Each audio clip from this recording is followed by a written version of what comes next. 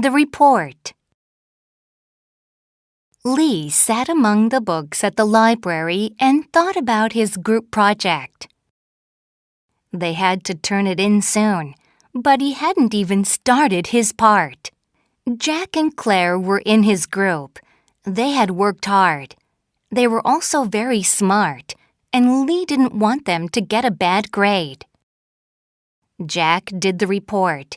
He wrote a lot of very good sentences and described things clearly and carefully. Claire drew a nice map of the stars. Now, Lee needed to do his part of the project. Well, I suppose I need to start my model, Lee thought. Making a model of a planet was really hard. Lee tried to read several books, but he couldn't understand any of the charts. "We're going to fail because of me," Lee said. He put his head down on the table and said, "I wish I could see a planet and an alien instead of having to read about it."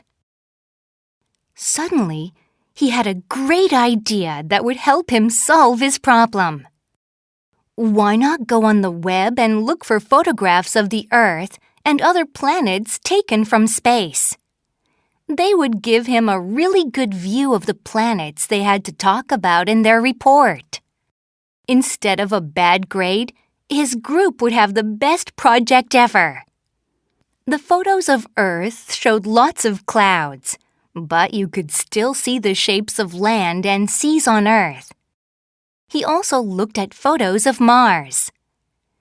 Lee now had plenty of ideas for making a model of the planet Mars.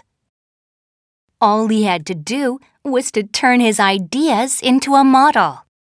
He used a small ball to help him make the shape he wanted and then painted it to look like the photos of Mars that he had seen.